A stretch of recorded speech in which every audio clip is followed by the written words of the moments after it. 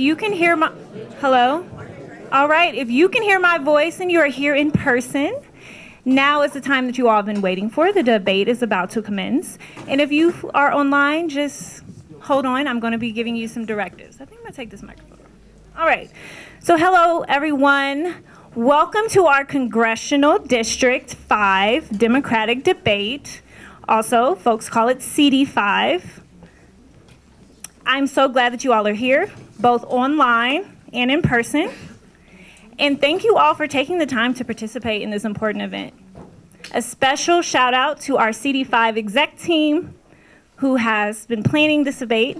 And this is our first time, pre-primary, pre-get out the caucus, CCAC, that we have planned something like this. So with that, I thank everyone for giving us grace for some of the technical difficulties and for us to just get started today. So before we begin, let me introduce myself. My name is Stephanie Bowman. I'm the chair of CD5. And I'm super excited to be here today because we get to the meat of why we vote for our elected officials, the issues.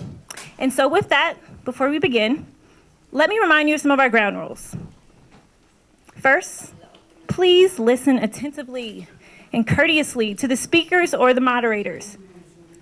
Do not interrupt, heckle, or boo anyone. If you have a question or comment, please use the chat feature if you are online, or you can fill out a note card that should have been provided to you. And if you are in person, please fill out your note cards with any question that you want to ask any of the particular candidates and pass it down to the end of your row. Our lovely young Dem chair, Christian, will be running around to pick up those postcards and making sure that we have them up here for the moderators. All right, second, for the candidates, please keep your remarks concise. Keep them relevant. Stay on topic.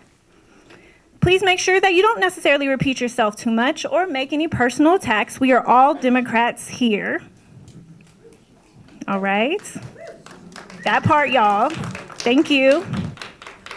It's important for us to focus on the issues today and not each other's personalities. And please, no jokes about candidates, hair, clothes, accents. This is not a roast, y'all. Okay?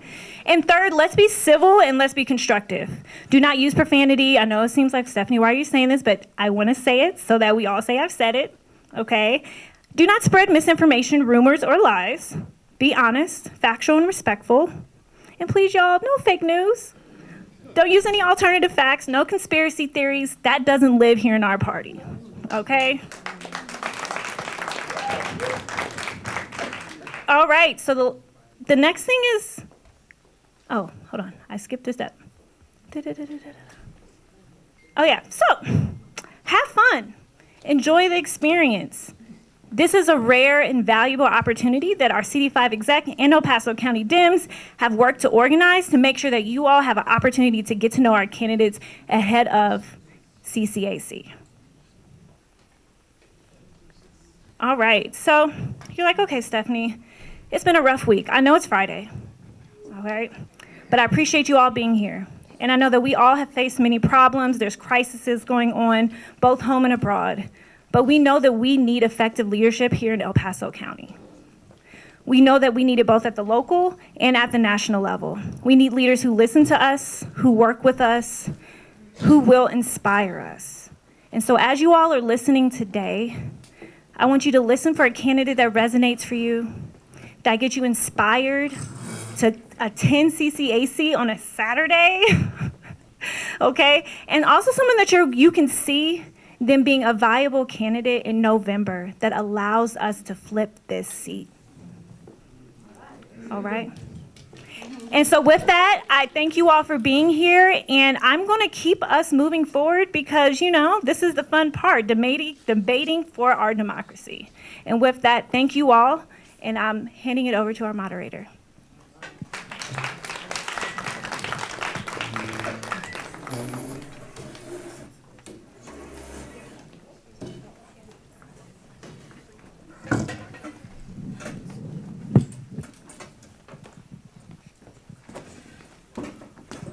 Good evening, everybody. My name is Rob Rogers. I am the first vice chair of the El Paso County Democrats, and I'm going to be serving as your moderator tonight. We're going to have some fun tonight. Everybody excited? Is that a Friday being excited? All right, let's get to it. We are going to be starting. We're going to be starting online with Mr. Joe Reagan for this first question. Oh, I am sorry. I was just corrected. I just missed something. We're going to be starting now with 3-minute opening remarks from each one of the candidates, as opposed to jumping into questions. That was just a little bit of a test there to see how you respond, to changes in an agenda. Okay, well, we are going to start with Joe Reagan online for his 3-minute opening remarks.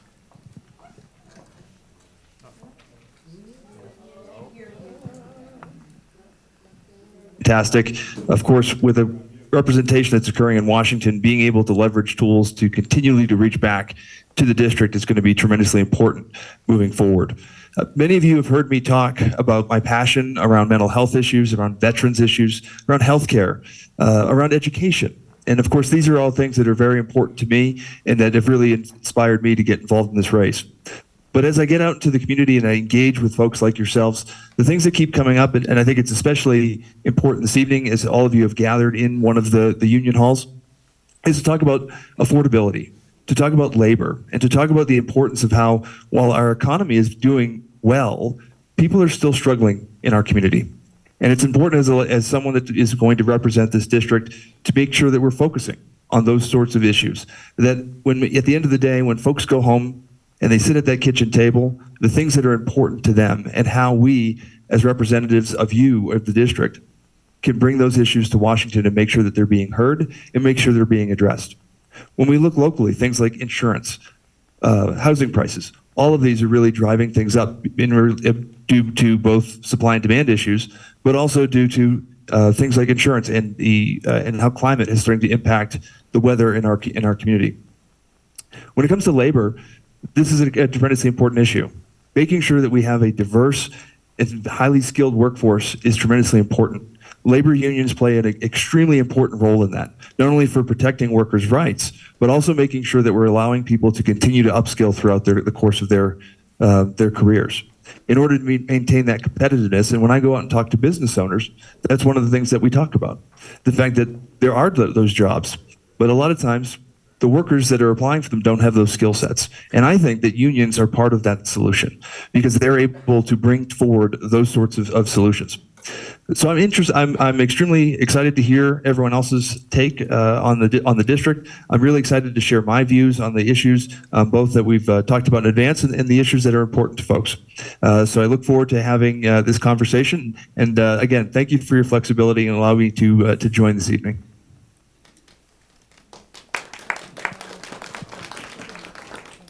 All right, thank you. We're going to continue with a 3-minute opening remarks. The person that's to my immediate right, Mr. John Edgar. Yeah, thank you. Party volunteers, candidates, voters, people at home, and the IBEW for hosting us. I'm John Edgar. I've lived in the Pikes Peak region for 21 years. 20 of those I've been a small business owner, an investor, and the last 7 years I've been a husband and a father to a now 7-year-old who's in first grade at a local public school. I'm running for Congress because I believe our country is facing a critical moment. Just over 40 years ago, a Republican president, Ronald Reagan, told us government is the problem. I believe this narrative has shaped the course we are currently on. It's eroded what should be a universal belief that a virtuous government that is effective is necessary to a healthy and is essential to a healthy democracy. That narrative has given rise to individuals who have no virtue and who are ineffective at leading. Too often we see leaders in Washington creating chaos and destruction, and they hide behind their failures and they blame us, the people, for our problems in our country. They blame people who look different or love different or speak different or think different. I celebrate our diversity in this country. I believe this country was built by people who came from all over the world to achieve the American dream and build a better life. and they've contributed ever since. Today's political landscape is dominated by entrenched division and anger between the two parties. I seek your support for a different path, one focused on reclaiming the spirit that's defined our nation's greatest moments, unity. It's time to bridge the partisan gap and end the hostility and address the challenges that plague us. The constant threat of a government shutdown doesn't help a senior who's worried about her next Social Security check, doesn't help a veteran worried about his disabled veteran benefits, and doesn't help a first-time homebuyer who's applying for an FHA loan. I welcome the opportunity to debate these candidates tonight, and I wanted to demonstrate why I think I'm the best candidate to win in November. Thank you.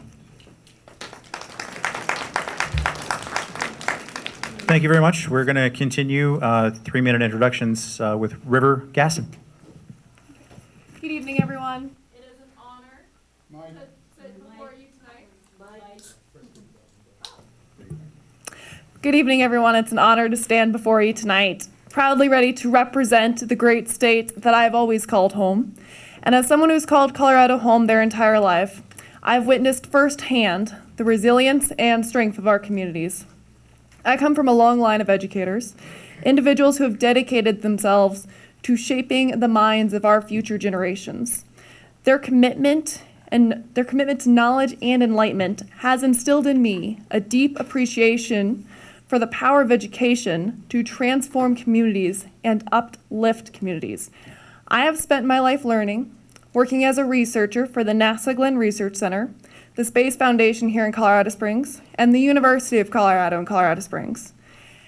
I possess a deep expertise and understanding in my fields, which are valuable for crafting evidence-based policies and making informed decisions, such as healthcare, climate change, technology, and education. In an era where evidence-based decision-making is more crucial than ever, we need voices in politics who understand the importance of data, research, and innovation. I have dedicated myself to energy science and research into renewable energy. I have grown up hearing people tell us that we don't need to worry about climate change, that scientists are going to figure it out. And in the last year, the planet warmed an additional 1.5 degrees Celsius. I speak for all of us when I say it's time for our government to listen and apply what scientists are telling them. We are past the breaking point, and there's no more time to act. Tonight, as we gather and discuss these pressing issues facing our state and our nation, let's remember the words of former President Barack Obama. Change is never easy, but always possible. I did not come into this line of work because I thought change would be easy, but it is very much needed. The fate of my generation, our future, and our country depends on it. As we confront these challenges, let us hold on to the conviction that while change may be difficult, it is within grasp, and we need to be curing diseases, not treating them. We need to be ensuring that every child has access to quality education, not just the ones who can afford it. And we need to be leading the world in combating climate change, not struggling to catch up. We need hope, we need change, and we need resilience. This is Colorado.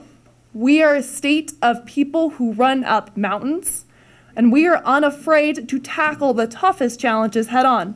And that is exactly what I will bring to the people of El Paso County. With my determination and resilience and our collective efforts, I will pave a way for a brighter future. Thank you very much. That's tomorrow. Tom. Thank you. Thank you. All right, next up we have Orlando Avion. Can you hear me okay? Yeah. All right, excellent. Orlando, with all O's, so it's O-R-L-O-N-D-O. Last name is Avion. I'm going to read from a radical document, see if you recognize it. It is, governments are instituted among men, deriving their just powers from the consent of the governed. Whenever any form of government becomes destructive of these ends, it is the right of the people to abolish or to alter or abolish it and institute new government, laying its foundation on such principles and organizing its powers in such form as to them shall meet most likely to affect their safety and happiness. When a long train of abuses and usurpations pursuing invariably the same object evinces a design to reduce them under absolute despotism, it is their right, it is their duty to throw off such government and to provide new guards for their future security. So, what is the biggest challenge facing us today? I believe it is truer representation. And I've got 3 ideas to accomplish this and move us into the 21st century. My name is Orlando Avion, and I'm a native born into a military family in Sterling, Colorado. I went to S.A. Wilson, Sproul Junior High, and graduated from Whitefield. I remember when you were able to drag race from Constitution to Academy when there were no traffic lights. I remember when Nevada used to be a cruising street, and on the weekends, going to Fargo's. I attended the Air Force Academy, CU Boulder, and graduated from UCCS with an engineering degree. While going to UCCS, I became a ballroom dance instructor, and throughout my career, I've been fortunate enough to stay in Colorado, in particular in Colorado Springs. I've worked at Quantum, DePuy Synthes, Maxtor, Phillips, and Johnson & Johnson. I'm married with adult children and have been and am a small business owner. I want to further democratic values, but what is the definition of insanity? It is repeating the same action and expecting a different result. That's why I want to install 3 ideas: ranked choice voting, multi-member districts, and proportional voting power. What do these solve? First past the post, winner takes all, gerrymandering, apathy, spoiler votes, and custody runoffs. We could have saved $1 million in this city if we'd have done RCV over the last 2 mayoral elections. I'd love to talk to you more about these ideas, gain true representation, and create a more perfect Colorado Springs and America. Thank you.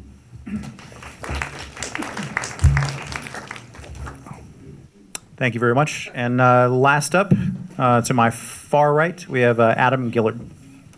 Hello, everyone. Thanks for coming out. It's great to see the passion and the excitement for this race. My name is Adam Gillard, and I want to be your representative because I have a plan to build an economy that's going to work for everybody.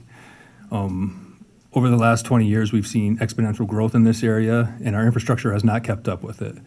What I want to propose is that we build a railway system that expands east to west and connects into the Front Range rail system that's coming, in 10 to 15 years here. We need to start planning for this now.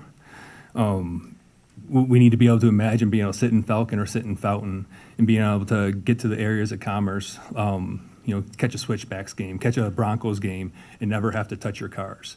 That's what I want to do for us here. That's going to do a couple things, because every stop along the way is going to help build up these little microeconomies for the stops. It's going to help solve some of our what do I want to say here, environmental racism, and it's going to allow people in disparaged communities to get to grocery stores easier and faster. So that's something that I want to bring to us and that I'm passionate about. In the next 10 years, we're going to see another 200,000 people land on our, our doorstep here, and we can't afford to have that many cars dumped onto our roads. So we need mass transit, and we need it now. We need to start building for it. The second issue that I want to tackle as your representative is universal health care. I was in the military for 20 years, and I can tell you that it is immeasurable the amount of peace of mind that you get when your health care, your wife's health care, your kids' health care, and all your airmen's health care is not in question. If they get hurt, they get help. If they get sick, they get help. We should be leading the world in this. It's not going to be easy. We're going to have a stepped approach to it. We're going to have to expand access to Medicare. We're going to have to remove the $2,000 asset limit to be able to qualify for Medicaid. We need to stop making people choose between being habitually poor and having health care. It's unacceptable. The third thing that I like to focus on is women's rights. When the Supreme Court overturned Roe versus Wade, they kicked that down to the states incorrectly, in a lot of opinions, my opinion. Fortunately for us, we live in a state that was already proactive and abortion access was available to folks.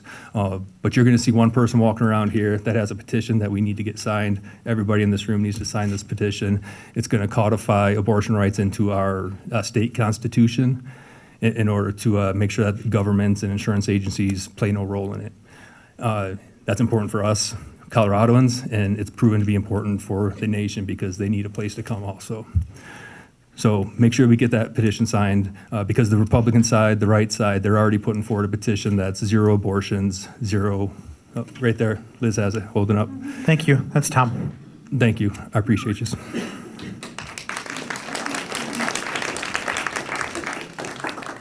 Now that they've all had an opportunity to introduce themselves, now we'll jump into the questions. And this is a 1 minute per response. We are going to start with Joe Reagan online first. For everyone, just their knowledge, I'm emphasizing that for Ryan, who's helping us here, with the Zoom stream, making sure that we can have things muted and unmuted properly. So, like Stephanie said, please give us some grace tonight with navigating all of this. We are going to start with Joe online, though. It's a really simple question. In your first 100 days, what issues and legislation will you prioritize? Asking that question. And I think it is a great question. Right, we have a Congress that simply doesn't work. I mean, leave and said, we don't care that we're abandoning our this. We don't care that we're leaving bills to fund critical things like Ukraine. We're not going to do anything. We're not going to do that to Washington to do. Have put our so part of the new Democratic majority, and I would try and make government work an important role that the government has to play in fixing the thing that's been missing from the church for the longest is Doug Lamborn simply didn't show up. He didn't have the constituent services team in place to address the needs of the community. When folks came to him with he didn't help them solve it. And that's the number one role of a representative serving in Congress. So I'd focus on that. In Washington, I'm working to lower Thank costs. you, Joe. That's Tom. I'm going to protect women's right to.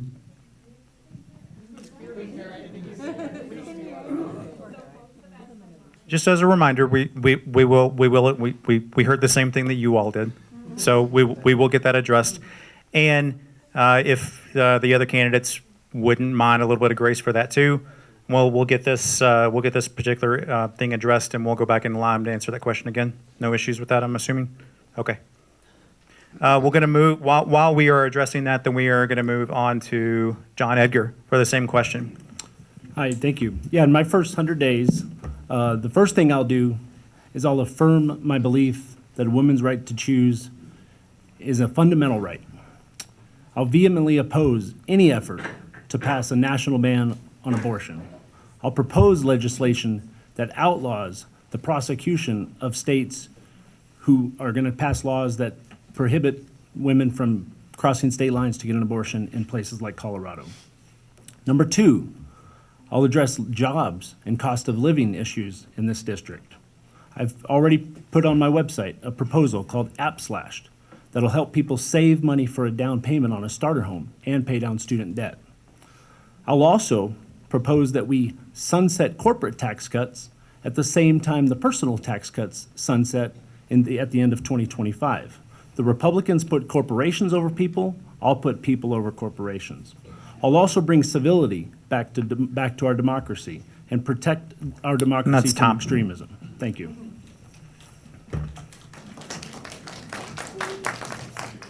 River, same question. Thank you for your question. As your representative in Congress, I will focus on key priorities for our community. Addressing climate change by promoting renewable energy, investing in clean infrastructure, and safeguarding our environment.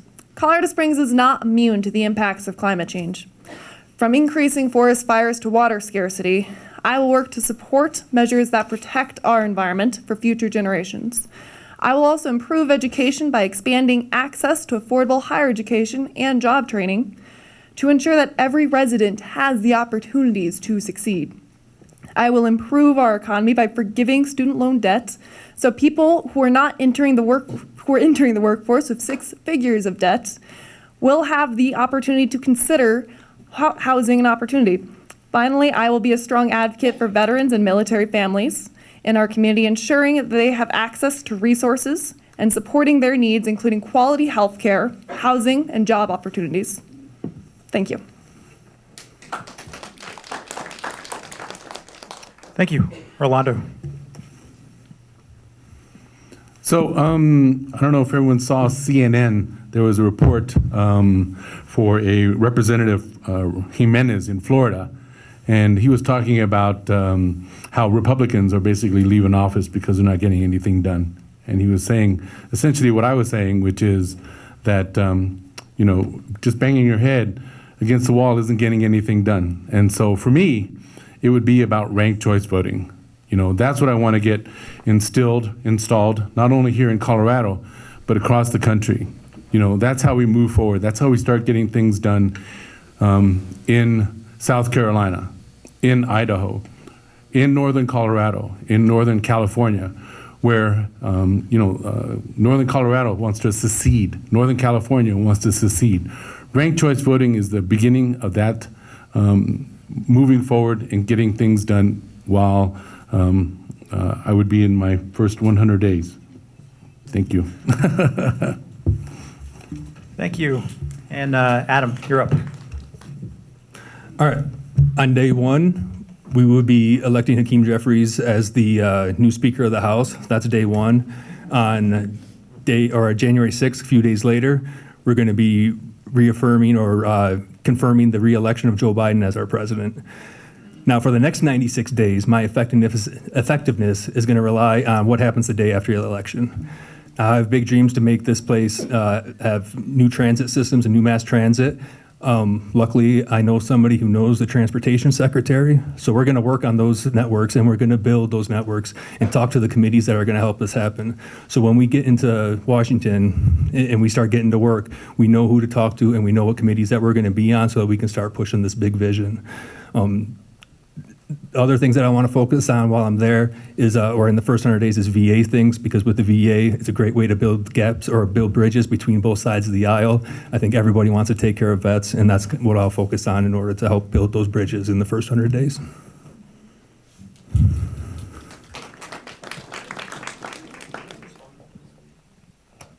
Not in that yet. Not yet.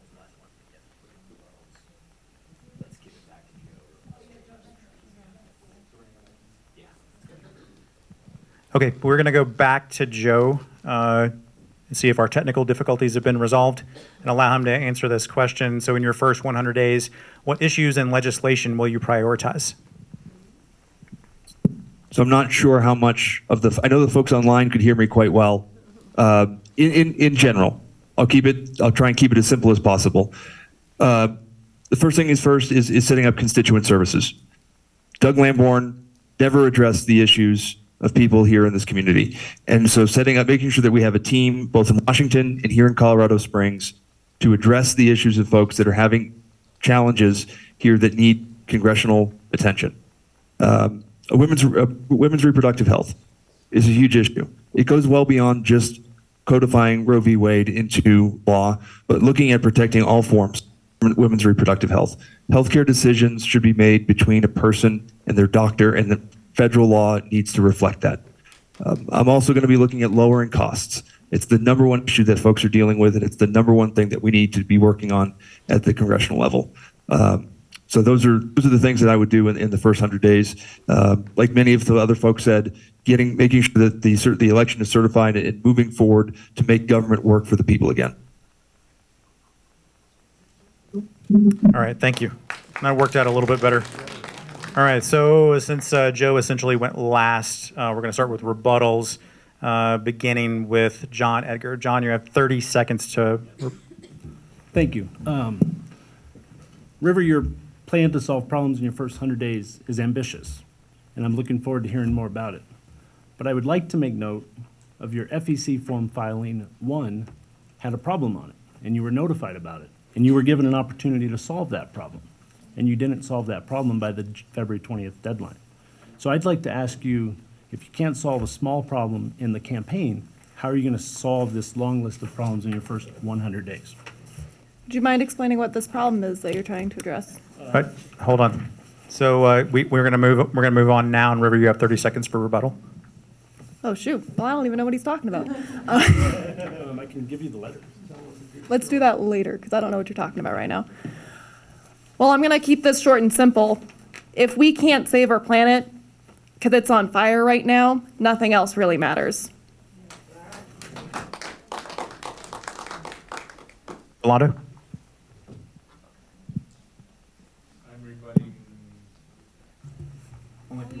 Oh, only if I want to. Okay.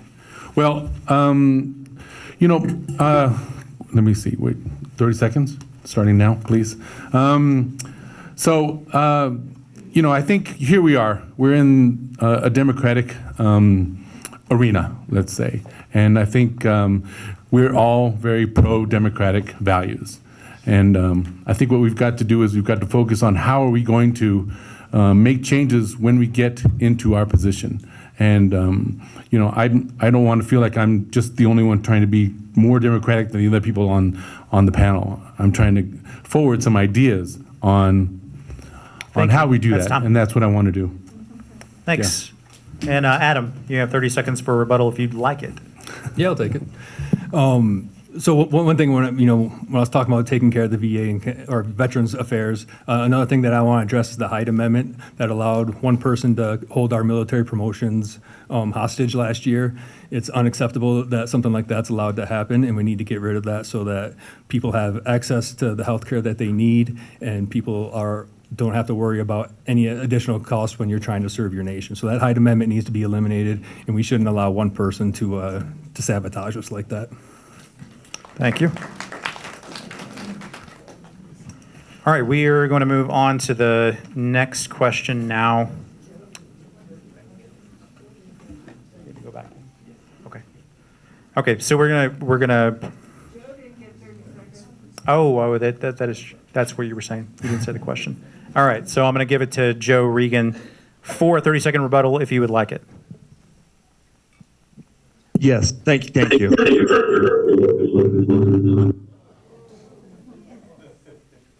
30 seconds starting now. When it comes to some of these issues that we're talking about, especially when we're talking about veterans issues, when we're talking about homelessness, these are issues that I've actually already handled at the national level. Having been a leader in the nonprofit community, I've handled a lot of these issues and implemented these solutions in communities across the country. So that's the sort of experience that I'm bringing day one walking into Congress. So thank you. All right, thank you. Once again, thank you for the grace that you're showing all of us right now with these technical challenges. Now we're going to move on to the second question. And this time we are going to start with John Edgar. This question is on the topic of climate change and gun violence. According to a recent poll by Circle, climate change and gun violence are among the top issues for young voters who prefer a Democratic candidate by a double-digit margin. As a candidate who wants to appeal to these growing segment of the electorate, what are your position on these issues, and how will you collaborate with the other party to address the concerns of young people? Yeah, thank you. Both issues have a significant amount of implication for public safety and health for all generations, young and old alike. Therefore, addressing both is crucial for ensuring a sustainable and secure future. In 2021 in Colorado, we had the highest rate of gun death fatalities in 40 years. Colorado State University recently said that if we don't do anything on climate change, we'll lose 30% of our rivers. When I'm elected to Congress, I'll push for comprehensive gun regulation that'll mean universal background checks for all sales of firearms. I'll also ban the manufacture of AR-15 style weapons. On climate, I'll aggressively push for us to stay in the Paris Agreement forever. And I'll hold oil and gas corporations responsible for the pollutants that they put into our air to poison our environment. Young people deserve an environment that doesn't poison them. That's Tom, thank you. Okay. All right. All right, moving on to River. Our youth have the most at stake, and we have the least say in our current political system. Over 10 years ago at Arapahoe High School, my classmates and I were stuck in a dark classroom for about 6 hours. And after that, I became a school shooting survivor. I understand the consequences that surviving students are faced with. Disassociating when you hear a heavy book drop, or when you see the imagery replay itself on the national news over and over again, as history continues to repeat itself across our nation. But it's not just about surviving, it's about recognizing the systemic failures that perpetuate this cycle of violence. Our schools shouldn't have to wait for students to be staring down the barrel of a gun to receive vital mental health resources, and students deserve more than to be statistics in an overwhelming system. When the Brady Act was passed in 1993, introducing background checks, gun-related deaths decreased by 30%. We know gun safety measures work, and we need to expand them. Thank you. Rolando. Question, please. Yes, according to a recent poll by Circle, climate change and gun violence are among the top issues for young voters who prefer a Democratic candidate by a double-digit margin. As a candidate who wants to appeal to this growing segment of the electorate, what is your position on these issues? How will you collaborate with the other party to address the concerns of young people? Well, regarding climate change, I think that's a global issue. It's not something that we're going to be able to fix, in Colorado or in California or anywhere that's a one place, because we have a issue that's affecting the entire world. So as far as that is concerned, I'm going to do my best as one person in one state to affect change so that the entire world will not suffer. Because if we don't do anything about climate change, we're going to be all suffering from it. And then as far as gun violence, I think the issue is more of a systemic issue that we need to address as a nation. And allowing guns to continue to get into hands that don't know what they're doing with them is going to be a great challenge. Thank you. And Adam. So the climate crisis, it's an existential threat to all of us, and it needs to be in a part of any plans that we make. So when I talk about bringing mass transportation to this area, that's going to reduce our energy demand, right? But we also need to look at the supply side and how are we going to supply what our demand is. So we need to look at more renewable energy and keep feeding that, nuclear energy, things like that bring us into the future. When it comes to gun violence and trying to work with the other side, we're not getting rid of them. Like that's too much of a thing right now. But they are willing to work with us on mental health. They do always say that, and we always say that. So we should be working together to provide more mental health services in any area, really. When I talk universal health care, mental health is a huge thing on that. So if we keep pushing for the mental health services, we can reach across the aisle and we can actually try to save some of these kids out there. Good. Thank you very much. Now we're very deliberately going to switch to Joe Reagan online. And as soon as we establish that and we're sure of that, then we'll start your time. Go ahead. I think I figured it out now. When I see you mute, that's when it's probably good for me to start talking. As a father of two boys, I worry about their future. When I think of climate change and all the things that we enjoy about living in Colorado, I know that can go away if we don't make immediate investments in climate-friendly policies. For me, the way to work across the aisle on that is that the economic argument behind green energy is as strong, if not stronger, than the moral argument these days. And I think that's the case that we need to bring to some of the voters on the other side of the aisle. And that's how we spread that message, because there's an economic incentive. When we talk about gun violence, again, I think about my children. And I think about the fact that when I drop them off to school, that thought scares me, that might be the last time. And no parent should have to go through that. Ronald Reagan advocated for the Brady Bill, the assault weapons ban. The NRA used to support universal background checks. There is space for gun safety regulation that does not infringe on the Second Amendment. Thank you, Joe. All right, we're going to move to 30-second rebuttals, if you would like it, starting with John. All right, River. Addressing the youth issue, quite frankly, our economy is in trouble if our entire generation cannot afford houses or even the ability to start families. Orlando? Well, I just want to kind of continue what I was saying about ranked choice voting in multi-member districts and proportional voting power. I think, we've got to come up with ideas that actually help us move forward. We we've been talking about a lot of the things that have already been done, but it hasn't changed what we are being able to accomplish. Thank you. Adam, you. 30 seconds if you'd like it. Yep.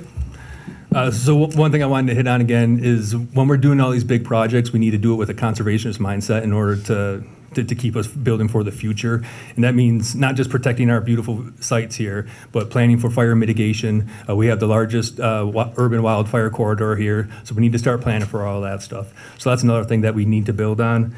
And then with gun violence, we need to keep it out of the people that don't qualify, and that means keeping strict standards with red flag laws. Thank you. And now moving online. Joe, you have 30 seconds for rebuttal if you'd like it. I agree with, when you actually read that poll, affordability was the #1 issue for young people. And having worked with higher education elements and looking at alternative pathways for funding a college education, that's one of many areas that I'd want to address, how we can help young people thrive in their lives.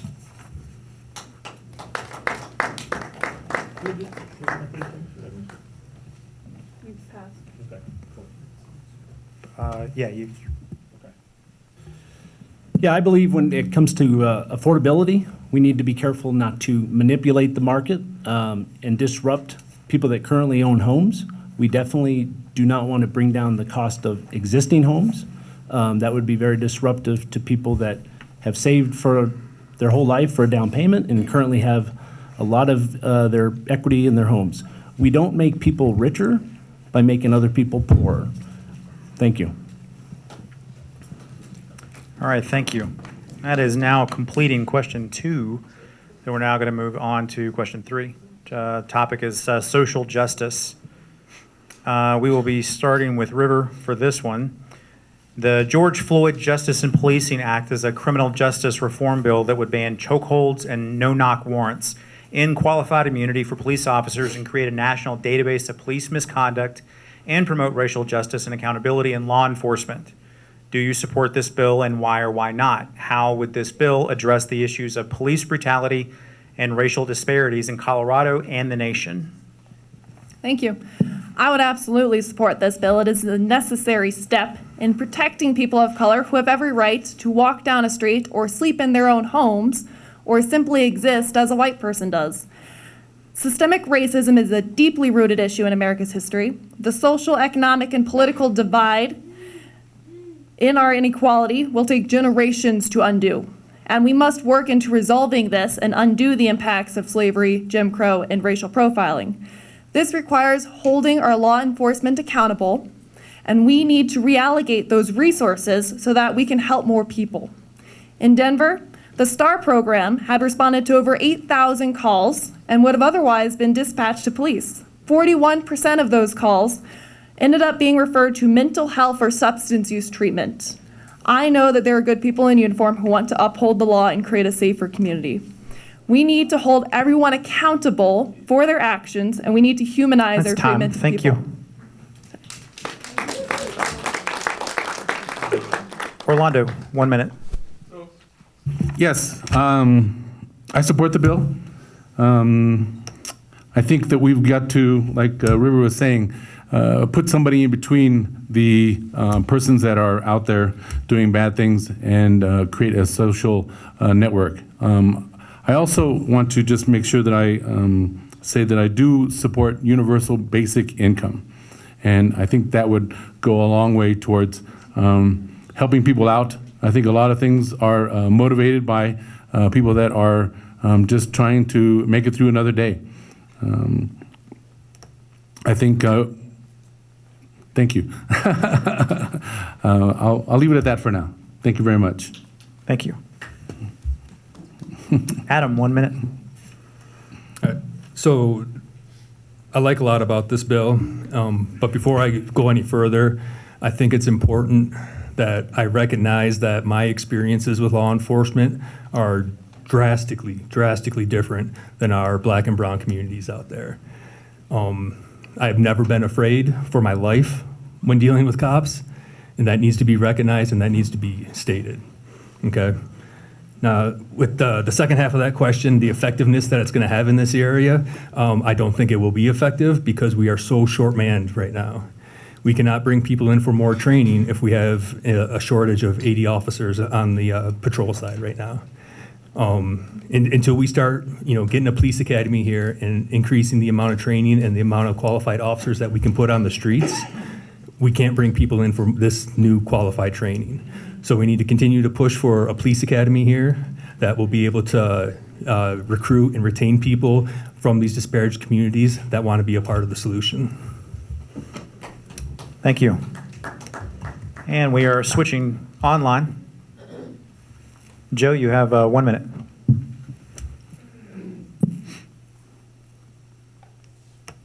Well, thank you for the question. This is an important question. I do agree with this bill. My grandfather was a police officer throughout his career. He was the chief of police in the town next to the one I grew up in. And he believed, and he taught me, that when we hold officers accountable for what they do, that benefits the entire community. Everyone should feel safe in their community, and this legislation moves it in the first step. One of the areas that we have to take it beyond that is it reforming not just the police element, but also the full judicial system. And I've worked on alternative justice pathways in the past to bring other elements other than incarceration as being a solution to these problems. Thank you.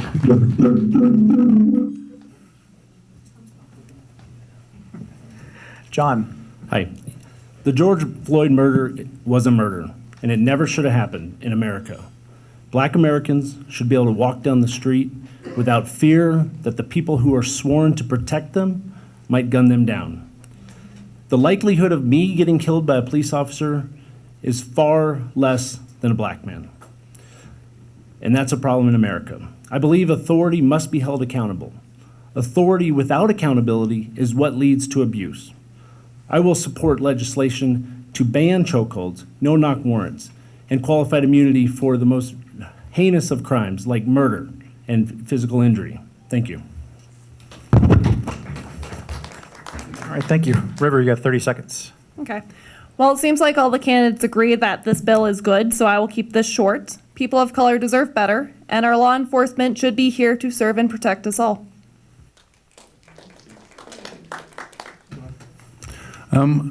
I agree to some respect with Adam, but I think that what we've got to do is, and to touch on another subject, is start taxing the rich, and I think that would be a way for us to pay for the academy.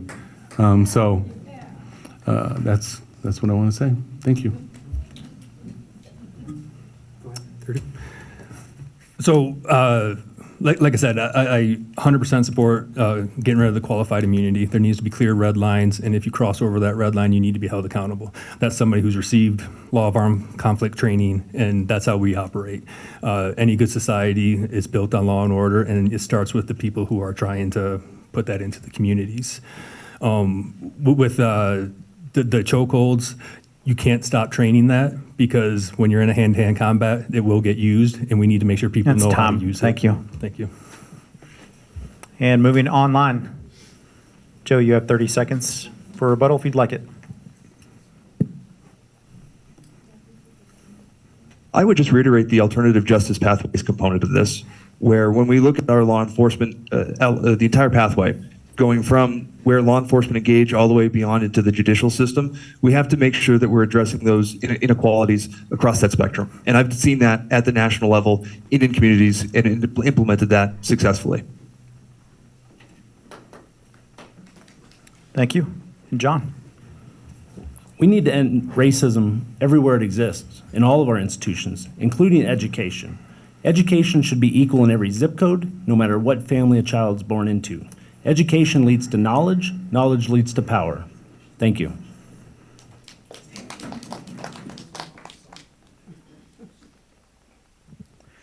All right, that wraps up question 3. We're going to move on to question 4 now, and we're going to be starting with Orlando with this one. The Lower Drug Costs Now Act passed the House by a vote of 220 to 211, with 2 Republicans and all Democrats voting for it. Representative Lamborn voted no on this bill. The Lower Drug Costs Now Act is a health care bill that would allow Medicare to negotiate drug prices with pharmaceutical companies, cap out-of-pocket costs for seniors, and lower drug prices for all Americans. Do you agree or disagree with his vote, and why?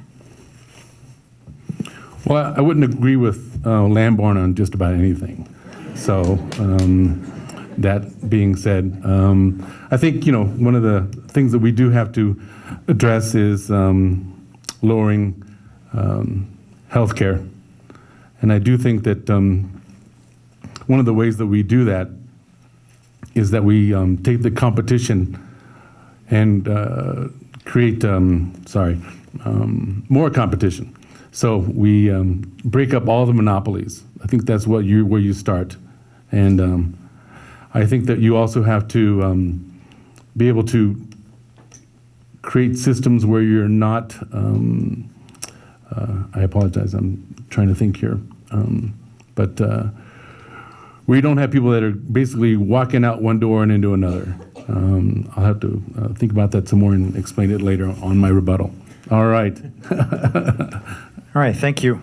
Adam, you got a minute. All right. Obviously, being a proponent of universal health care, I think the government should be negotiating lower drug prices, because I think the government should be paying those drug prices for all of us. So yes, like they should be able to reduce their own costs with that. But I think it's absolutely shameful that anybody would vote to keep money out of seniors' pockets right now. We need representation that speaks for all of us and not for pharmaceutical companies. Pharmaceutical commercials should be outlawed from TV too. That's just another side issue that frustrates me. But I also think that we need to start looking at legalizing cannabis federally. People could greatly benefit from the medicinal purposes side of it, and that would eliminate some of the drugs that we're trying to lower costs too. So I think we need to use everything at our disposal right now in order to create a happier, healthy society for us all. Thank you, Adam. We're now going to move online. And Joe, you have 1 minute.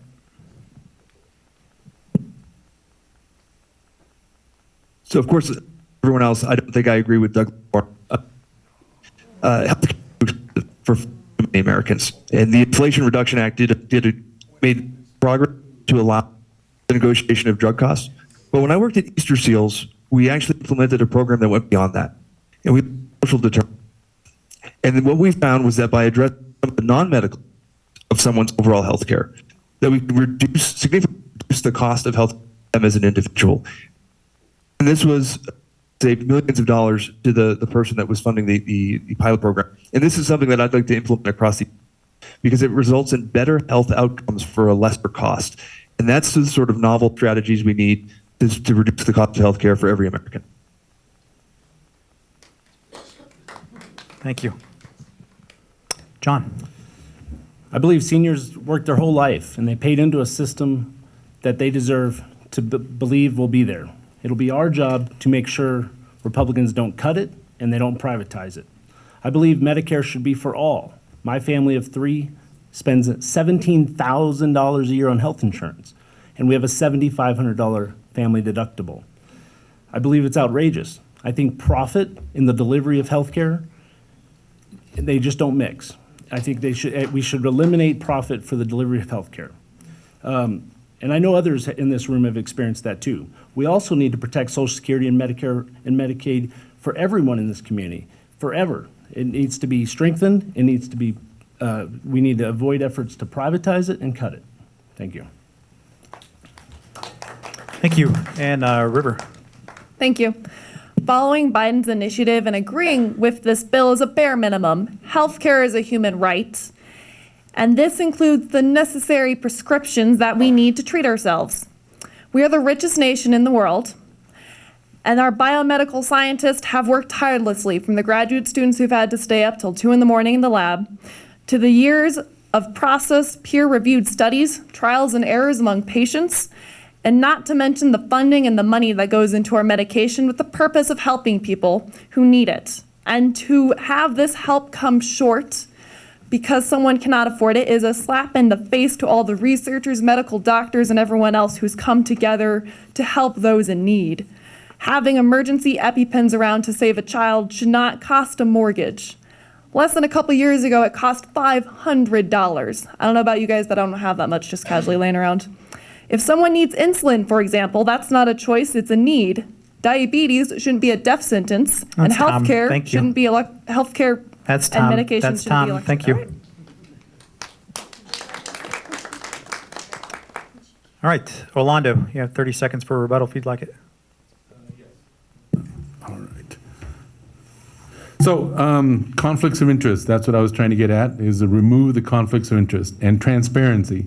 I think that if we were to have transparency in government, in the healthcare, that you'd be able to see where all the profit is being made. Thank you. Thanks. Adam? Yeah, I think Orlando's spot on there. Being able to identify the lobbyists and where their money's going is key. Knowing who's in whose pocket is key. So that transparency, it needs to ripple out through all of us, and we need to start with our folks first. We need to make sure that we all know who's funding us and things like that. So those things need to happen in order for us to eliminate the lobbyist issue that we have right now. Thank you. And we're moving online. Joe, you have 30 seconds if you'd like it. To elaborate on social determinants of health, those are the financial ratio. These are things that we understand and we experience. And I've worked on initiatives to increase transparency on healthcare costs. When we look at it, we find that oftentimes someone's social situation is directly affecting and resulting in higher costs to healthcare. Those are the programs that I've worked on. Those are the programs and experience that I bring to Washington. Thank you, John. We're talking about protecting Social Security and Medicare and benefits and all these other priorities that we believe in. And we got to talk about how we're going to pay for it. I believe that the profit we make on investment income should be taxed the same as labor.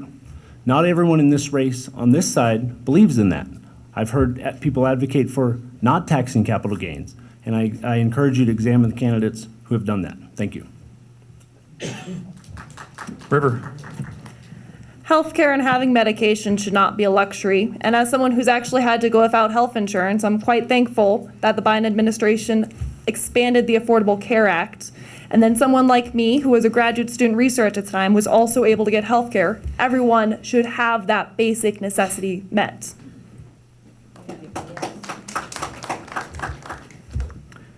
All right, that wraps up the fourth question. For the sake of time, we are going to move on now to questions from the audience that we have collected. The first one, just so we're not deviating all that much, we are going to be starting with Adam with this one. So you have a minute to respond. It's pretty simple. In a minute, what is your stance on unions? So unions have saved this country multiple times. In the Industrial Revolution, when the ultra-capitalists were trying to crush the middle class or the working class, it was unions that gave us safe working conditions and better pay. It was unions that elevated the quality of the products that we were producing so that when we mobilized for World War II, they propelled us to victory. It was the unions during the Cold War that were able to keep elevating us to be world superpowers. So I'm a fan of unions. And I think they're the ones that are going to keep us and keep the American dream alive. They're already offering apprenticeships and good paying jobs for kids coming out of college so they don't have to worry about the college money debt that they're going to get into there. They're already trying to save us. As we build the mass rail transit system, we're going to need unions to run that, and we're going to need them for all the little areas around for our gig working economy that's going to That's Tom. flourish during Thank that. you. Thank you. All right, we are going to switch online.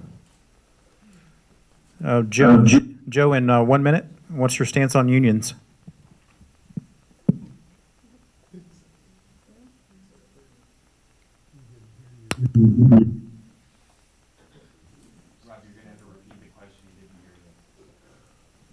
Okay, just to repeat the question, Joe, can you hear me now?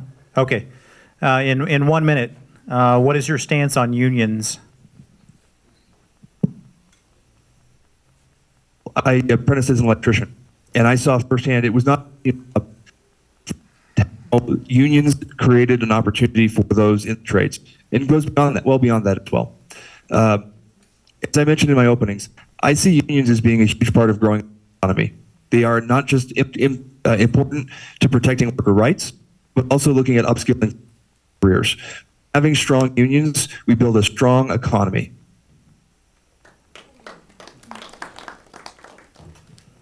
Thank you. John? Yeah, thank you. I believe unions built this country. My dad was a card-carrying member of a teachers' union for over 40 years. We must do, as a society and as a government, do more to encourage workers to bargain and collectively organize and earn fair wages. We must support better benefits for workers. We can do that through how we spend our money at coffee shops or at retailers. I think we need to find ways to strengthen unions and not destroy unions. And I'll advocate for policies that do just that. Thank you. Thank you very much. River? Well, I say we have to help unions and we have to pass the PRO Act. It is a crucial step in addressing our economic inequality and empowering workers. Unions protect us from gigantic wage gaps, and everyone has the right to organize and live a better life. The erosion of workers' collective bargaining and power has contributed to a widening economic inequality and hindering economic growth and the creation of the economy where many struggle to afford basic necessities. The PRO Act is essential for rebuilding this, so let's pass it. Thank you. Orlando? I've actually worked in a union, so I am very pro-union. But to speak to education and to where we are with the economy, I just want to make sure that I'm clear that when we talk about our country and it being the richest in the world, we get there all together. And what we need to be able to do is share the wealth. And right now we are in a situation where we've got millionaires and billionaires who are not contributing to the overall welfare of the society. And so I want to make sure I'm clear about that. And also education being the way to have people get a job at the end of whatever they're getting, a certificate, a degree, whatever it may be. Thank you. Thank you. Adam, you have 30 seconds for a rebuttal if you'd like it. My bad. When it comes to unions, last time I was in here, I talk about the repealing the Taft-Hartley Act, things like that, and things, with the PRO Act, it'll help with some of those things. Having that right to secondary protest or to secondary strikes is critical. I stood with my dad when we were protesting Walmart because he was a union carpenter back at home, and we did that to help support our brothers out there. Thank you. And moving online, Joe, you have 30 seconds for rebuttal if you'd like it. I would just come out and say that I also would support the passage of the PRO Act, and cannot say enough about how strengthening unions strengthens the economy for all of us. And this is a great way to increase the competitiveness of our workforce, strengthens our communities. Strong unions, strong communities, strong economy. John? I'll build on what Orlando said. Millionaires and billionaires do not pay their fair share. They earn most of their income from investment income, whereas union workers earn most of their income from working with their hands and their bodies. And I don't think there should be a disparity in the way we tax investment income from manual labor. And I think we need to close that gap, and we need to do it fast. The Republicans want to eliminate capital gains taxes. I want to make them the same. Thank you. River? I'll add this. Unions are the reason why we have a middle class, and we need to strengthen that. Thank you. Rolando? I think I'm good, thank you. Okay, that wraps up our fifth question. Going to continue on with questions from the audience. I'm just going to move over into geopolitics and international relations here. Given the recent comments by a former president, please tell me your views on Article 5 of the NATO Charter and support for Ukraine. And I believe, let's see, we're going back to Joe, I believe, online for this question. Joe, you have 1 minute.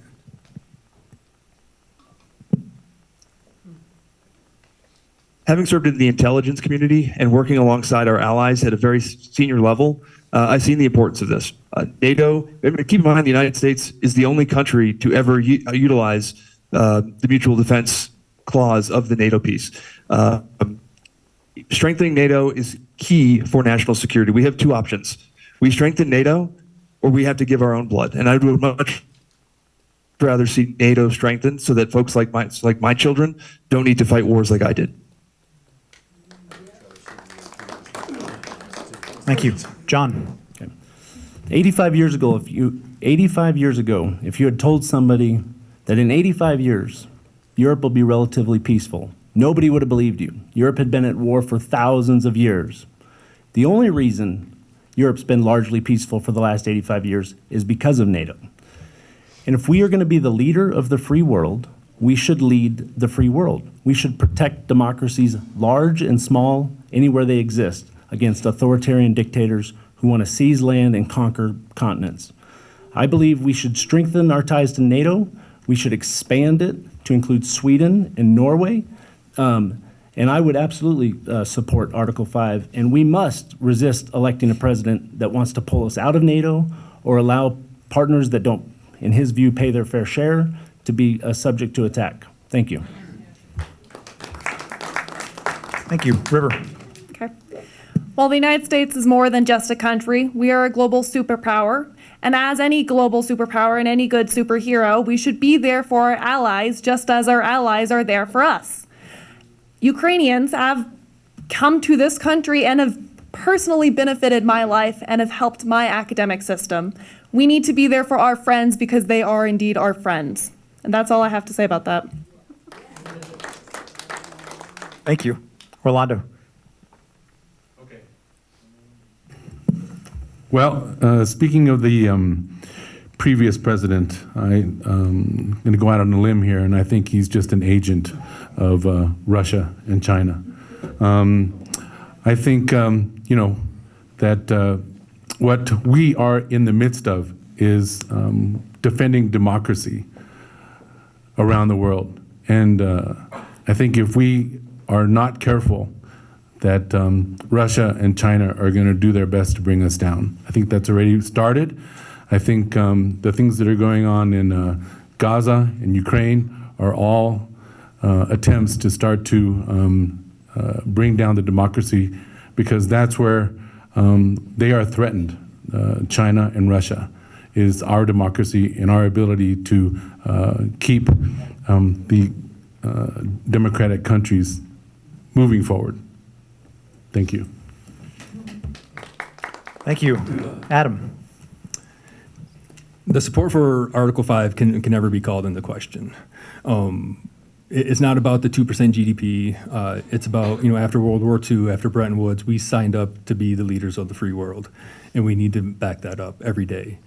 And one way that we do that every day is with our nuclear deterrence.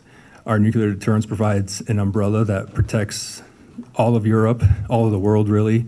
And if we don't back up Article 5, if we don't show that we're going to be there every day for them, nuclear proliferation will happen. Easier than it's said than done, but thank you. Thank you. We're going to back to Joe online for a 30-second rebuttal if he would like it.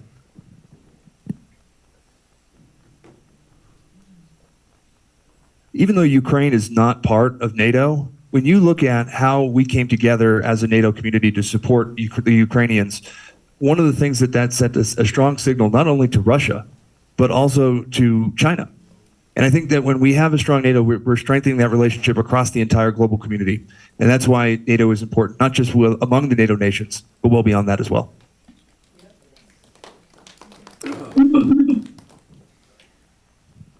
Thank you. John? Okay.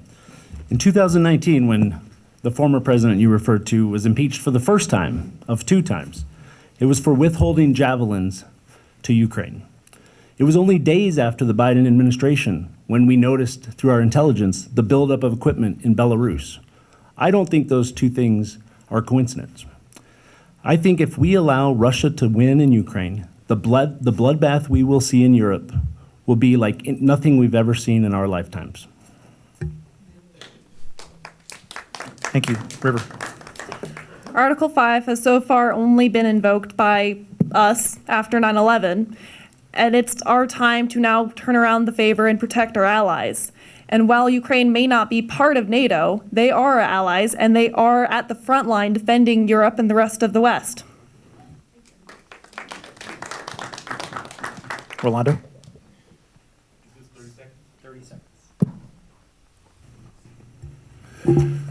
So, I mean, I agree with everybody here. I think it's important. I think what we've got to be able to do is, I apologize. I really think that I've said most of what I need to say. Thank you. Thank you. Adam? As somebody that served in the military for 20 years, it makes me sad, laugh, cry that we have to garner support to go against Vladimir Putin. The dude is a terrible tyrant, and he needs to be controlled. And the fact that we have to talk half of our country into supporting Ukraine is sad, and I think we all need to make sure that we're having these tough conversations with our friends so that we can all kind of pull our heads out a little bit. Thank you. Thank you. That wraps up that particular question. We're going to move on to a question from online. And this is going to start with John for a minute. What will you do at the federal level to support expansion of multimodal transport, including front range rail? Yeah, I believe infrastructure is key to every district in this country. And I think as this area grows, I've been here 21 years, and it feels like it's doubled in size. And you can't just keep expanding the highway system. The problem with expanding the highway system is you build it for max capacity, but 90% of the time, it's not max capacity. The best means of transportation is rail. You build a set of railroad tracks, and all you do is to add capacity is add cars. You can surge it for peak demand, and you can bring it down for not peak demand. So I would absolutely support front range rail. I ride to Denver on the bus all the time and catch the train to DIA, and I would prefer to actually take the train to Denver. I think it'd be much safer than riding up I-25. So I would absolutely expand and support that. Thank you. River? As someone who has actually been very dependent on public transportation in my past, I can tell you that what is a 10-minute drive can be a 2-hour bus ride. We need to expand public transportation, and we need to expand trains. And we need to elect Democrats in our county commissioners so that way we can approve those trains when someone like me can approve that funding. And I know we're capable of building trains here because this district, is home to the highest elevation train in the world. And if we can put a train up Pikes Peak, we can put one downtown. Thank you. Orlando? Well, I think we've already got a train system set up. I mean, we can use what they were using the coal, right, to get through here. But I do agree with creating a train system along the Front Range. I also think we need to invest in nuclear, wind, all the renewable resources. I think that, we were talking before about climate change. I think we've got to start making investments in those. Thank you. Thanks. Adam? So, first thing I talked about was this, making sure that we build our infrastructure around getting people from their homes to where the commerce is. Being able to get to a Switchbacks game, get to a Broncos game without touching your cars. That's our goal here. To step into that, though, we also need to start increasing our access to the bus route so it doesn't take 2 hours. I think right now there's a plan to put bus routes in areas that are underutilized so that they can pull that funding. We can't allow that to happen. We don't allow that funding to get pulled. We try to reestablish bus routes in communities that are going to use it more likely. And that's going to help with our disparaged communities. Taking these buses and making sure that they are renewable energy and things like that's going to, feed into our climate crisis, making sure that we're always, keeping that, again, at the forefront of our minds. Thank you. Thank you. And we're now going to move back online for Joe for a 60-second response. I think multimodal is the key word there. We talk a lot about investing in rail. We talk a lot about investing in trains, and that's smart. But that doesn't necessarily get into all the communities that require additional transportation resources. And I think we have to look beyond in how we can leverage technology into implementing smarter roadways to decrease traffic in congested areas. So there's a lot of solutions that when we think of a multimodal solution, we have to think of the transportation network as a whole. And that does includes strong investment in front range train, but also thinking well beyond that as well. And I think that technology can bring new novel solutions that go beyond just the old fashioned, well, we've just put a train rail there. I think we can go beyond that as well, and that can lead to better equitable solutions for all communities. Okay, thank you. And John, you have 30 seconds. Yeah, a lot of the transportation we're talking about, at least has been talked about, is local transportation, and that's funded largely through property taxes. I have an opponent on this panel today who's actually talked about stopping the charging of property taxes for inherited houses and stuff. I am opposed to anything like that. Property taxes pay for local services, and they should be paid on every house. Thank you. River? Okay.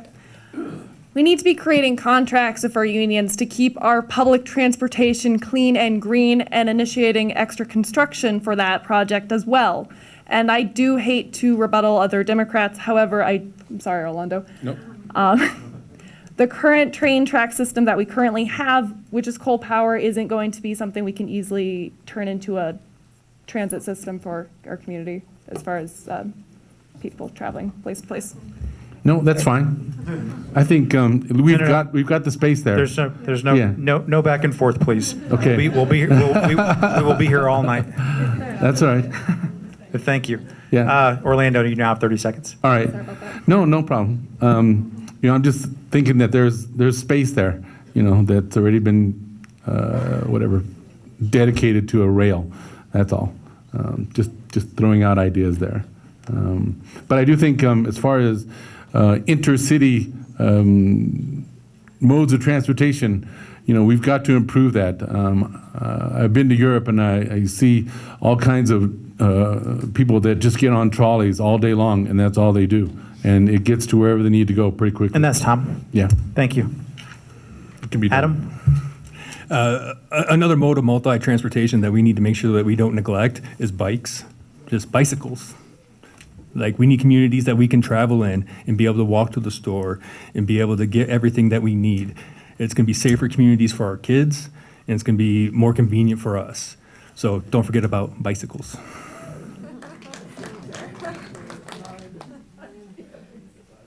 All right, that wraps up that particular question. This next one is also from the audience. We're going to start with River.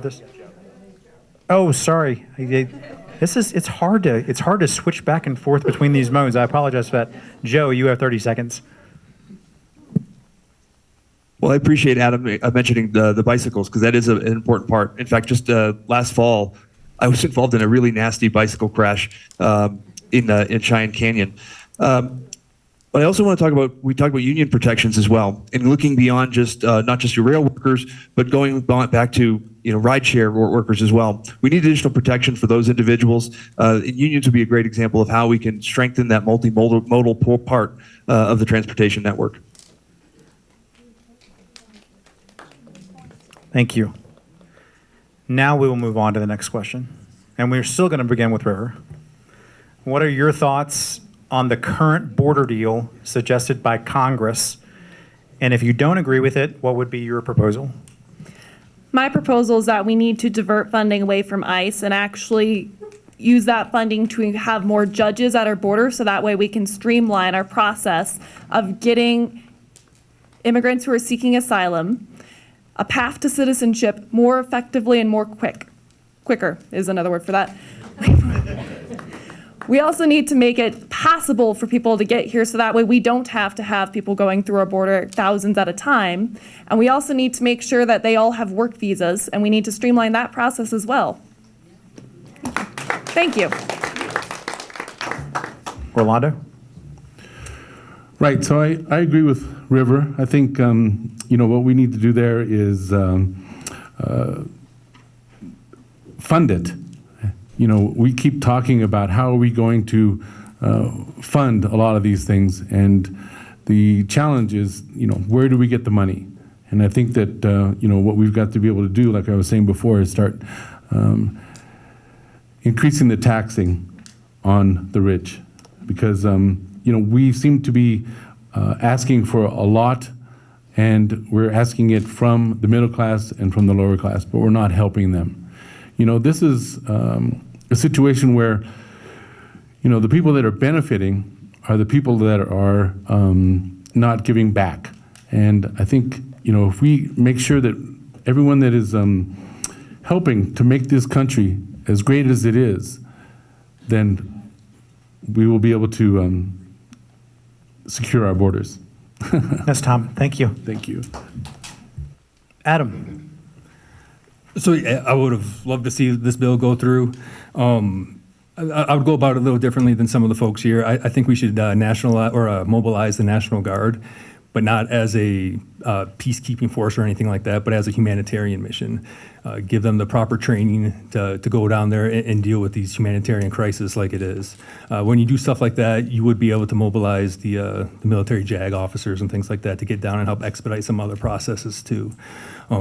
So being able to fund that properly, we did in 2008.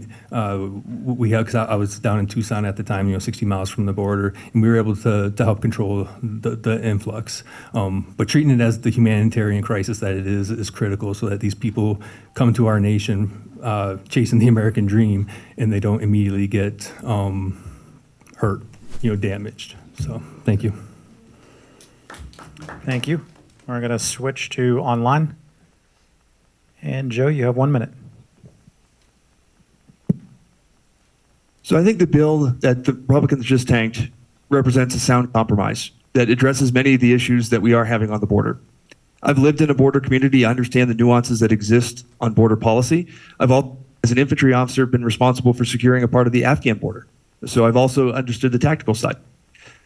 But let's also remember that the reason that Republicans are not serious about immigration is because at the end of the day, it's the corporations that are hiring undocumented immigrants that have no punishment for this whatsoever. If we're serious about immigration, we need to be going after those that are hiring and exploiting undocumented laborers in this country. That's the next step to this. That's how we get serious about immigration. Thank you. John? Well, first, I think putting asylum seekers and migrants on buses and shipping them to places around the country without being honest about where they're going and how they're going to be treated when they get there should be outlawed. But I believe when they arrive wherever they're going, they should be treated with dignity and humanity like people. I also think across the entire continent of North America, we need to have a policy that improves the economy where they're coming from and protects their life, liberty, and pursuit of happiness to make their calculus to come to America may be different. But when they get here, we need to embrace their American dream and let them go to work. Right now, there's a 180-day moratorium against work for asylum seekers. I think when they cross state lines, we let them work. That's what they're here for, to build a better life. and we should let them contribute to this nation. Thank you. All right, moving to rebuttals. River? This isn't really so much as a rebuttal as it is to really drill in the fact that immigration is the driving force of the United States of America. This country is founded on immigrants, and it is bewildering to me that we have this crisis going on where we can't figure out how to let people into this country who want to be here to work and improve their lives. Why would we not want that here? Why would we not want hard workers here? Yeah. Orlando? Well, I think the crisis is good for some Republicans. I've read that, people don't want this to be fixed because then they can campaign on it. And that's why, I'm trying to install some ideas that will try and move us forward and get us out of this quagmire that we call Congress. And that's why I want to, install ranked choice voting, multi-member districts, and proportional voting power. Thank you. Thanks. Adam? So I just want to hit briefly on the ramifications on some of the other plans out there. Like when the right talks about building a wall, how useless that wall was to begin with. It's already fallen down. And here locally, it stopped military units from building their weapon systems to combat an emerging threat. We have adversaries that are well equipped in the space domain, and we had to slow down our production on facilities and weapon systems because our funding got pulled for that border wall. Tom, thank you. Thank you. Moving online. Joe, you have 30 seconds for rebuttal if you'd like it. My interpreter in Afghanistan saved my life on a number of occasions. And it took me 2 years of fighting with the State Department to get him into this country on an expedited visa program. It brings so much pride to me to know that he is now raising his children in America and to see the pride that he brings with him every day to his job, to his kids, and the fact that his kids are going to be raised American. We are a nation of immigrants, and that's the sort of compassion that we need to bring to our immigration policy.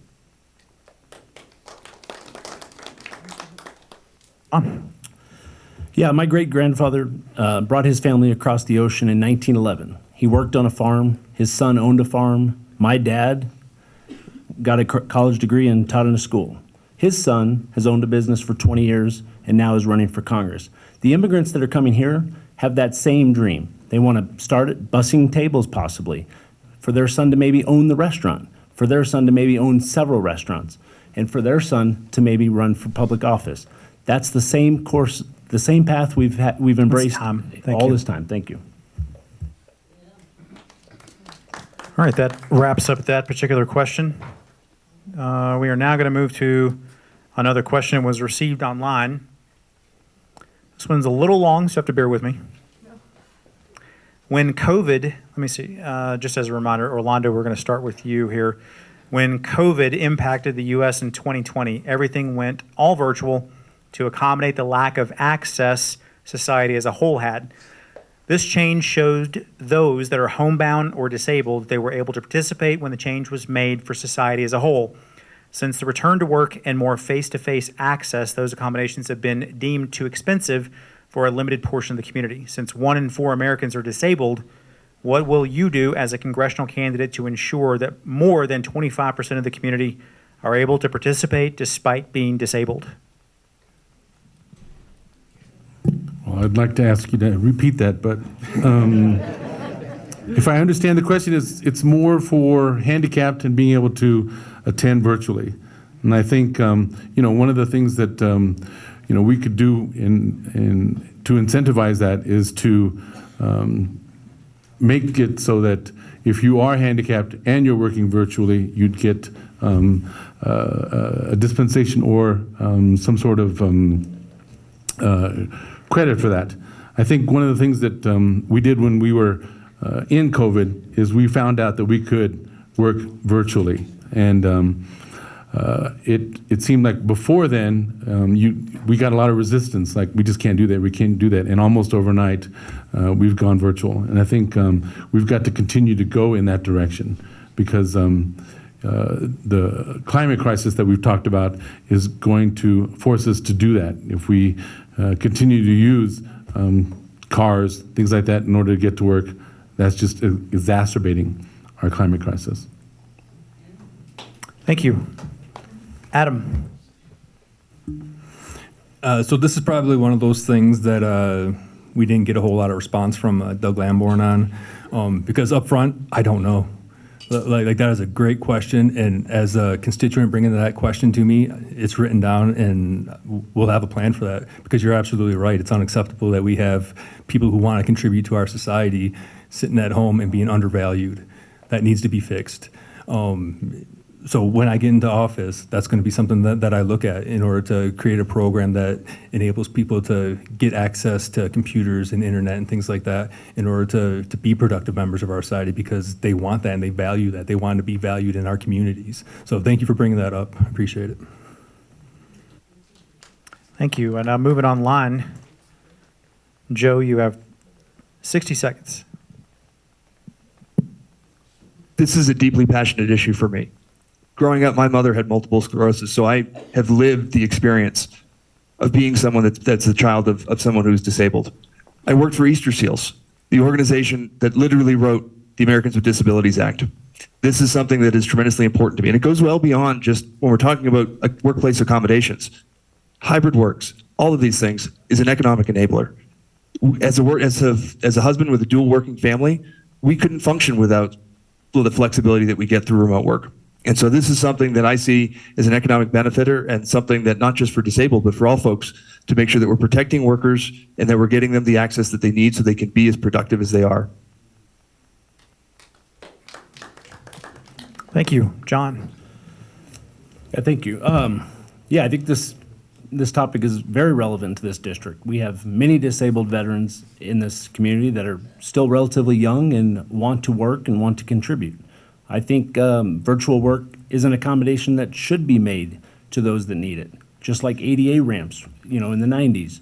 We need to embrace Americans and view them as a contributing member of society, and just facilitate their growth and their contribution.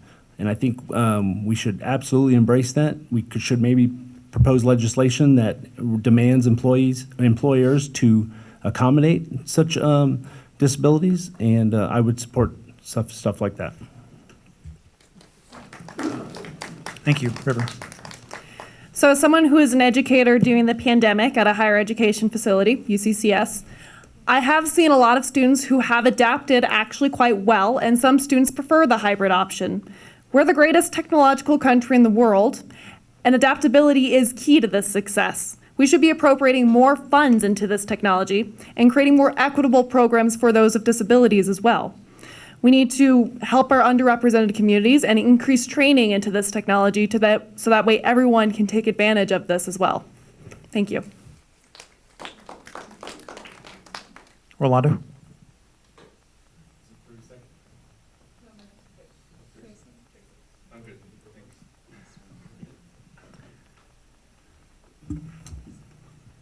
Adam. Another thing that I think we need to keep looking at is that during COVID we proved how much work we can get done, and now that we're being forced back into the office by these corporations, we need to fight back, and that's another area where unions can help us fight back. We shouldn't be getting forced back when we've proven that we can be just as productive and much happier working from home. Thank you. Thank you. We're moving online, or Joe, for a 30-second rebuttal, if you'd like it. At Easter Seals, I was a strong public advocate for individuals with disability across the entire spectrum of life, from children to dealing with intellectual disabilities to adults with physical disabilities. As your congressman, I will continue to be a strong advocate for the disabled, for working families, for all of those. This is an economic enabler. This is not just the right thing to do, but it's the smart thing to do. And John. You know, in public schools, we've embraced FAPE, fair and appropriate public education. I think we can embrace something similar in today's workforce. Thank you. River? One thing that I think is worth pointing out is that in order for this technology to be more equitable for a disabled portion, we should probably make sure that those who are on disability are allowed to save more than $2,000 in their account without losing those disability benefits. Thank you. All right, thank you. That wraps up that particular question. This is going to be our last question of the evening. And Adam, this is yours, or at least you're going to start. It's yours. What will you, as a candidate, do to protect our LGBTQ community from attacks coming from the right wing? So one thing, I served during Don't Ask, Don't Tell, and it's a passion of mine because I've seen my friends get abused for their production during the day and thrown away because of who they loved at night. And I've seen too many people get kicked out for that. And some of them were brave enough, foolish enough to come back in after it got repealed because they were so proud of their nation. Those are the people that we're trying to disparage and keep, hidden in the closets right now. The Progressive Vets group that I run, just last week, we supported the Pride Masquerade here, just to provide a presence, in our community as veterans coming out, because it's underrepresented. And we're going to keep doing that. We're going to keep building this community and keep being a presence for here, not just an ally, but as a battle buddy, as a wingman. An ally means that there's things that need to happen for you to be there. I'm a wingman. You don't need to look behind you. I'm going to be there with you. Thank you. Thank you. We are shifting online for Joe for a 1-minute response to this question.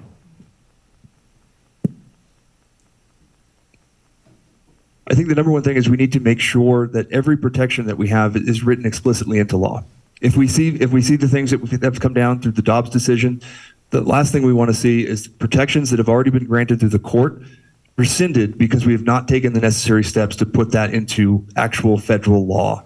That's a start.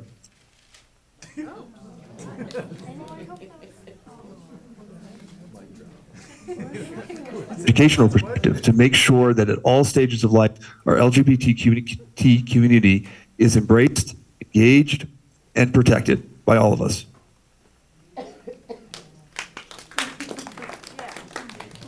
John?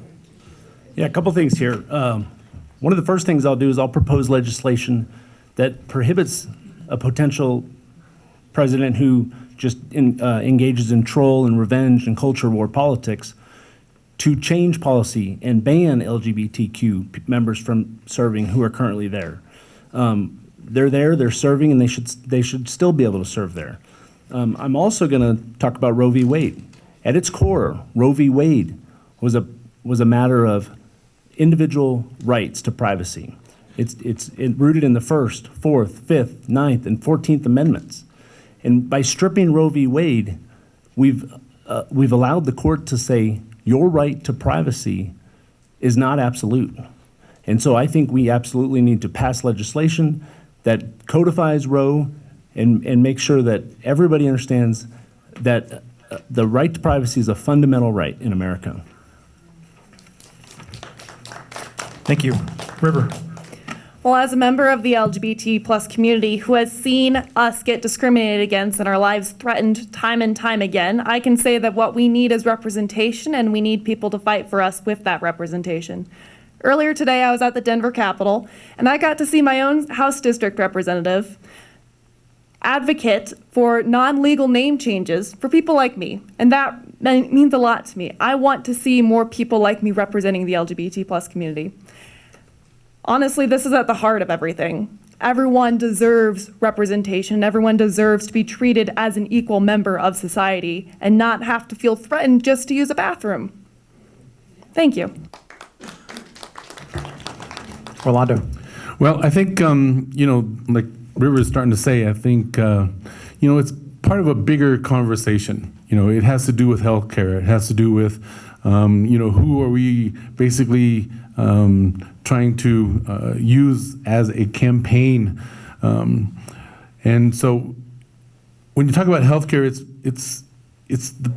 I think the largest challenge that we have in front of us, because when you talk about LGBTQ, it's another minority.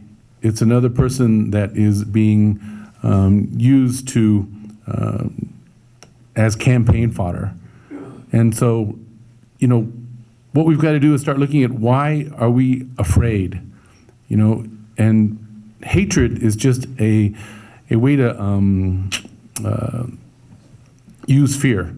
And so this is a much bigger conversation, and I think it has to do with healthcare. Thank you. And Adam, you got 30 seconds for rebuttal, if you'd like it. Yeah. So to carry on with, the folks that I was able to serve with, it's shameful, how they were treated, and that still nothing has really changed. Even if, trans people are allowed to serve right now, they're still persecuted there, and nothing's really changed. And we need to continue to fight for this because they deserve better. They're better community members if they feel safe to be who they are. Thank you. Thank you. Now going to move online. And Joe, you have 30 seconds, if you'd like it. In a very practical sense, as a congressman, one of the things that I would be sure to do is to make sure that through my website, through my constituent services team, that we'd have access to all the different resources that are available. When a member of the LGBT community walks into my office, that they will know that they have access to whether it's mental health, healthcare, emotional support, whatever that they need. Our office will make the extra steps to make that connection for them so that our office is a place that can provide them with the resources that they need to thrive and feel safe in this community. Thank you. John. What everyone in this room does with their life is their choice. It's not government's choice. That is the essence of being a free person in a free society. Thank you. River. We need to dismantle hate with education and public knowledge. And we need to get it written into law, protection for the LGBT plus community. We have our House District representatives doing that for us, and I will make sure it's done federally too. Orlando. I think, again, just saying that, we need to protect everybody. And I think that right now, the LGBTQ community is the one that everyone's looking at. But it's just a matter of time before we move on to another part of society. And so I just think we need to think bigger and think about how we're going to address everybody and how are we going to That's accomplish Tom. that. Thank you. Thank you. All right, that concludes our questions for the evening. We're now going to transition over to closing remarks. We're going to continue with the original order that we started with, starting with Joe online. Each candidate will have 2 minutes to provide closing remarks. And we will now going to shift over online to Joe. Joe, you have 2 minutes. Thank you. And again, thank you to everyone for participating that organized this event this evening, for your attention, as all of us have gone through and laid out as best we can the vision. I see this as the start of a conversation. I'm bringing with me over 20 years of experience working and serving, not only in our military, but as a business leader, as a nonprofit leader, someone that never really thought that running for office was the path that I needed to take. But when I see what's happening in Washington today, I knew that this was the place that I needed to be, to bring sound values, someone that's willing to listen, someone that's willing to acknowledge that I might not necessarily have all the answers, but I certainly have the patience to make sure that I'm listening to get to the bottom of the issue. Making sure that we're investing into our community at all levels is tremendously important. We need to change the way that we talk about some of these problems so that we can start to expand the reach of the Democratic Party. I've worked on initiatives nationwide, not only to support veterans, working families, the disabled. I bring this experience with me on when I walk into Congress, and I look forward, if given the honor, to do so. This district has never been more ready for having a strong Democrat represent them in Congress. I'm really thrilled to see how my experience is going to be able to support this district to bring all that those things together. As a member of the intelligence community, I've seen firsthand the importance of our allies. As a veteran, I've seen not only the struggles, but the success of those that have served, and how when we invest in them, we invest in others. And I think that's a model that expands out to other groups as well. So as your congressman, I hope to be able to bridge that gap, to truly bring common sense back to Washington, to be able to make those connections and to allow the needs of our community to be represented. Because so often politicians go to Washington just to toe the party line. And I think that a true representation is representing the needs of the community first. And that's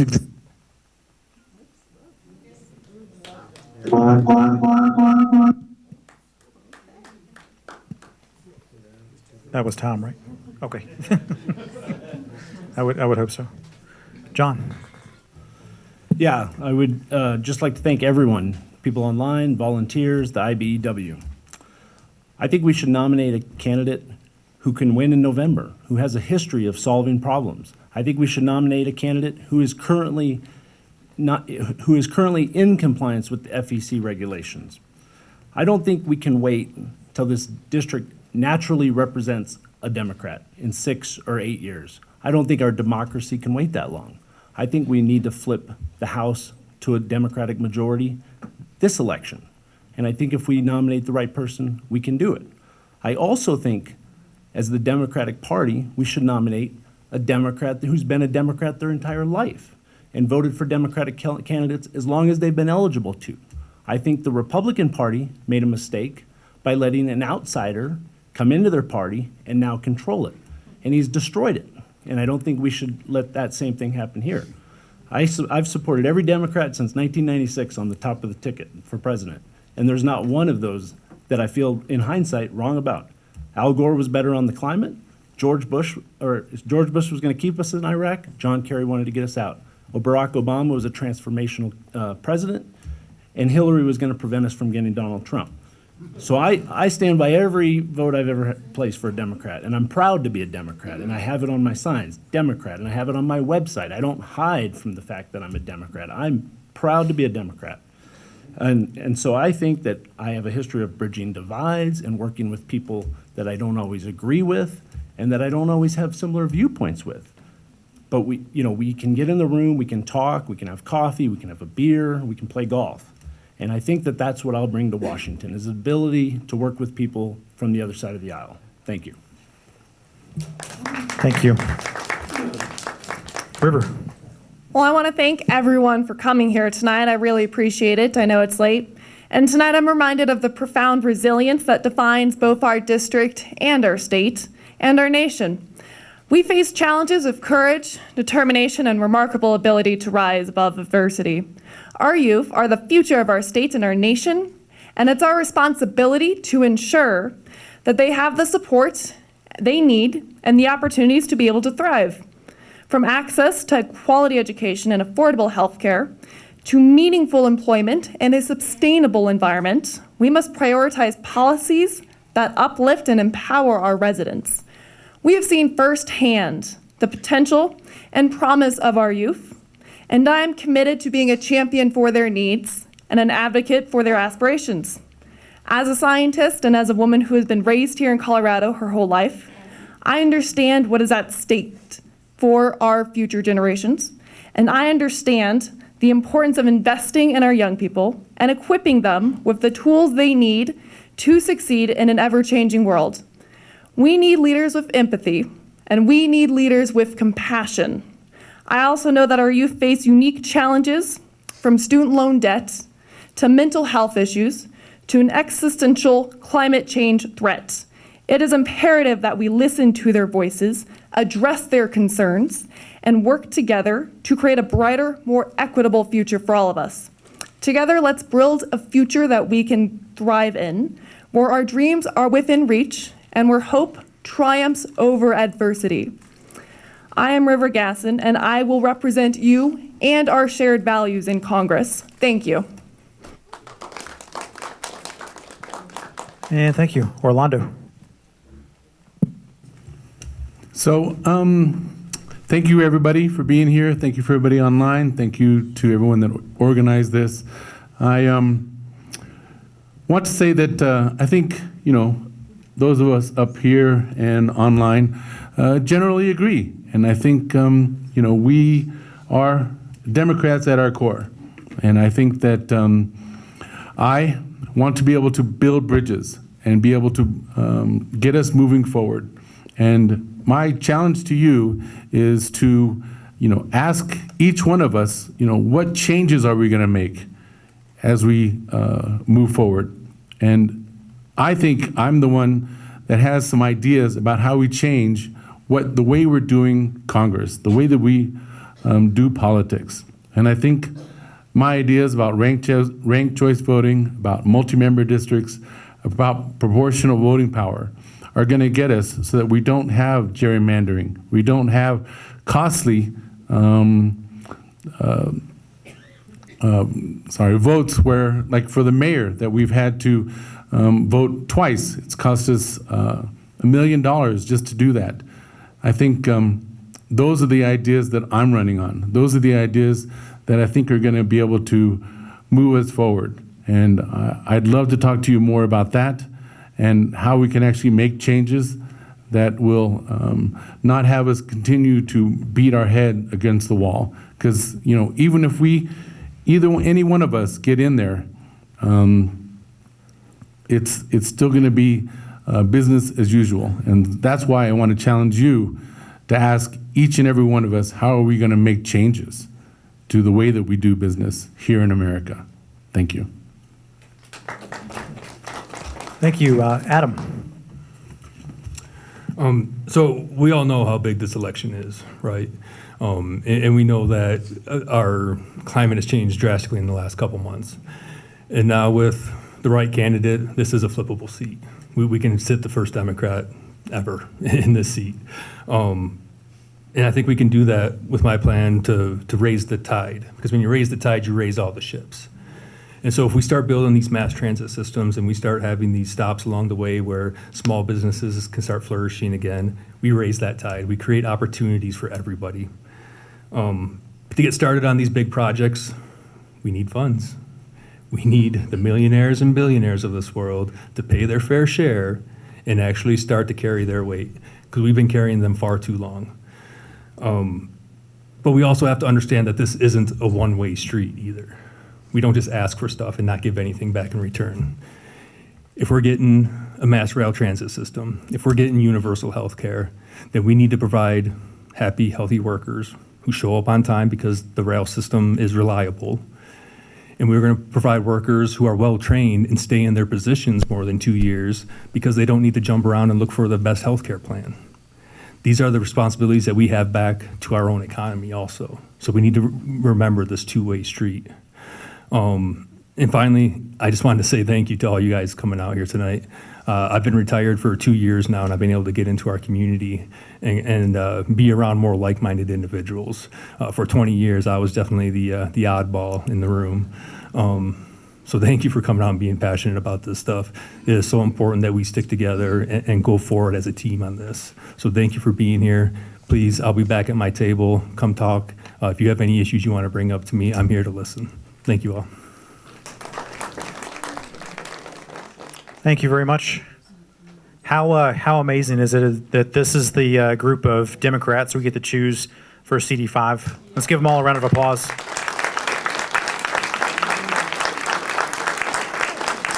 I don't know about y'all, but it does give me, a lot of hope that we have this talented of a group of people that are willing to put themselves out there and run for something like Congress. I'm going to turn it over now for closing remarks to. Oh, okay. Oh, okay. It doesn't say that in here. Hey everyone, thank you for being here. It is Friday night and the feeling is right because this room is full of Democrats and some CD5 candidates. So let's give a round.